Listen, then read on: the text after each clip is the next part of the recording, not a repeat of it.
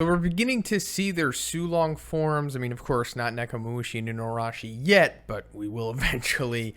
That was actually kind of set up for a long time now. Like, even in Whole Cake, like when we first see the Sulong form from Carrot, like afterwards she's asked, like, oh, can Nekomamushi and Inuarashi do that too? And she's like, yeah, they get even more stronger than me. So, like, this is a long time coming. So they're going after Jack. Now, I mean, are they going to defeat Jack? I don't know. Of course, I assume that the Minks have to be the ones to defeat Jack because that storyline was set up. They even talk about it in this chapter, you know, how he wrecked the 1,000-year-old city and, you know, how that all ties together. And I always thought that it was probably going to be Nekomamushi and Inuarashi taking him down, even though both of them in their Sulong forms was kind of overkill, considering that they were rivaling Jack just, you know, one-on-one. But, you know, it does make sense that they're just going to keep him occupied while the Scabbards, you know, which they are included in, go after Kaido. So, I'm not sure, because I also, you know, speculate that some of the Scabbards, if not all of them, or at least most of them, are going to die by the hands of Kaido. But we do see the numbers start coming in, or at least one of them, like the number 7 steps in front of Kaido, and he's pretty huge, and that's like the numbers thing. They're all like giants or pseudo giants. They're something, because they're like, we got all kinds of animals here too. So there's some kind of creature that exists in the One Piece world that maybe we haven't been introduced to yet. And the battle definitely does start. Like, we see all the Sulong Minks going after them. So it's really going to be interesting to see how this plays out. It's unfortunate that we have a break next week, of course. But that brings us to the next sequence. Shinobu trying to save Momonosuke.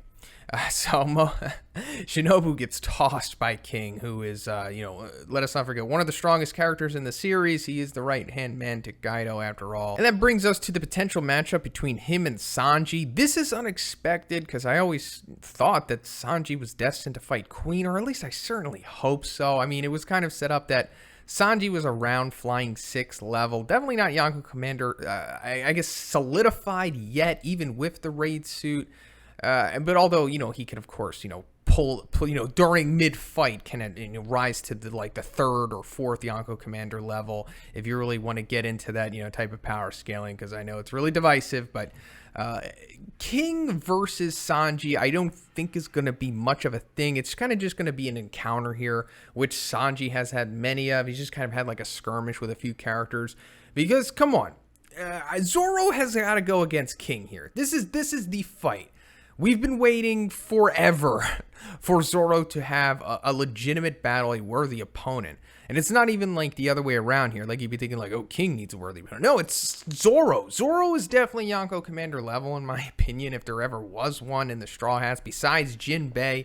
I think Jinbei and Zoro are more solidified on that level than Sanji.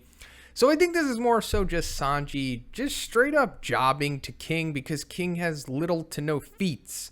You know, he like tipped over the Big Mom's boat, and other than that, he hasn't really had anything solid going on. So this is like definitely establishing him that he's a powerhouse, which, you know, we knew based off of context and monikers, but now we're seeing it in play. And yeah, Sanji can't really do much against him. I mean, this is one of the strongest characters Sanji has ever fought. But like I said, Sanji's probably going to take some damage here for sure. And maybe King's purpose here is just to render his raid suit useless, because I doubt Sanji is going to keep this thing on for the remainder of this arc. I'm just saying, I really hope Sanji winds up fighting Queen, and then there's a definitive outcome to that fight with Sanji, you know, winning some way, you know, highest if possible, you know, like Luffy versus Katakuri level stuff, because Sanji really needs that establishing fight, especially going into the next arc. And this arc right here, Wano, you know, is probably going to be the biggest arc in the series besides Laugh Tale.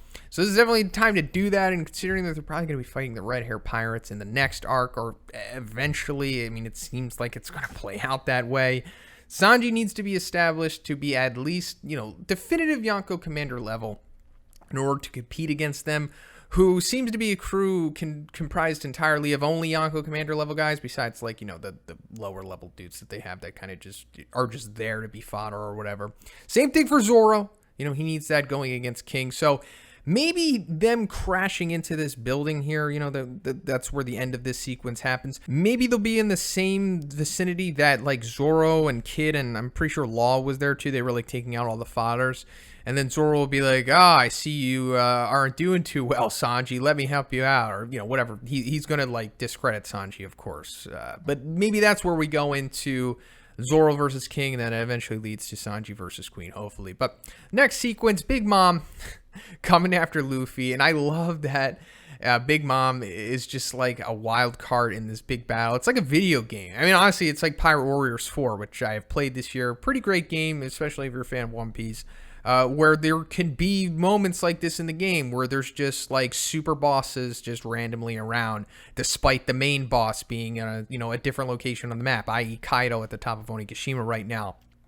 But I'm not sure what's going to happen with Big Mom here. I mean, yeah, we see her doing the nation's might, or the Ikoku's sovereignty. It has, multiple translations to it.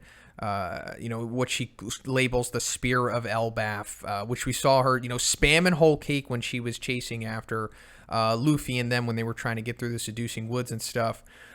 We already knew she was super powerful, of course, and this just showed it to everybody else. So, like, I'm wondering, is, like, Big Mom gonna have, like, a real fight during this arc? Because all of the, ultra powerful characters are on top of Onigashima right now.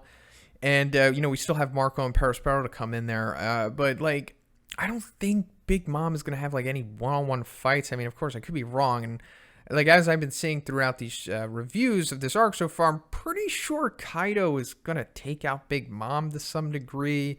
Like, double-cross her at the last moment or something like that, because it only makes sense that he would. And he's one of the only characters, if the only character here, who could just straight up take her out. I mean, obviously, she has shown moments of vulnerability, like Nami, Brook, and Chopper and Jinbei. They almost kind of took out Big Mom towards the end of Whole Cake. I mean, you could analyze that sequence or how you will, but remember, like, when she gets shocked and she almost falls into the water, it's like, so she is vulnerable. I mean, I think Kaido has definitely looked better than her at this point, but she's Yonko level nonetheless. But it would be cool if Luffy, I don't know, fights her and then uses that as a warm-up for Kaido, although, like, Big Mom isn't a warm-up for anyone. So I'm just confused as to the future of Big Mom here. But we'll get into that after this next sequence here, which is the end of the chapter with Brook and Frankie, coming to save the day, saving Nami as they usually do, or at least Brook does, especially back in Whole Cake. This is like almost a recreation of the sequences from Whole Cake. Like we were just talking about, because the way that Brook cut Zeus in half, he did the same exact thing. Like, that was also, why she almost fell into the water and everything. And then we, of course, Prometheus can become tangible somehow and have Big Mom float on her despite him being flames. Whatever, it's magic, it's One Piece. We got to suspend our disbelief. But Frankie hitting her in the face here with his Freedom Rider is awesome, of course. Give Frankie more feats, more significant moments. He's a underutilized character, in my opinion. One of the better ones. And the whole thing where he says here, it's like, at least I didn't drive over flowers or something. Pretty sure this is a callback to Punk Hazard, where he says something similar to that. Like, when he's in his tank mode, he's like, if you're in my way, I'll run you over, but I won't run over flowers. Something like that. This is mainly for, like, the hardcore One Piece stands, I suppose. But hitting Big Mom here, and it looks like she's taking, like, a significant shot, because we see 3 different panels of the impact. One with the initial one with her moving back, and then one of her hitting the ground. So what does this mean? We could just speculate. I don't think she's legitimately taking damage here. Of course, it's Big Mom, and this is just Frankie. Maybe this is going to tie back into that amnesia storyline, because remember, that was like a thing last year, and it didn't really go anywhere. I mean, it kind of set up a device for Big Mom to get to Udon Prison, to have the whole big breakout and that cool sequence, but then it kind of just went away.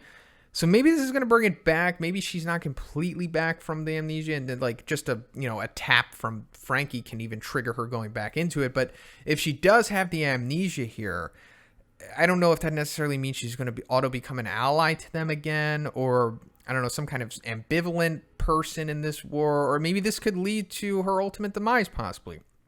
I don't know, pretty cool sequence nonetheless. That's pretty much it for the review today, guys. Let me know what you think about this chapter in the comments. And I also have a Twitch. Please check that out. And if you liked the video, please give it a like. I also have a Patreon. And have a great day, guys. See you in the next one.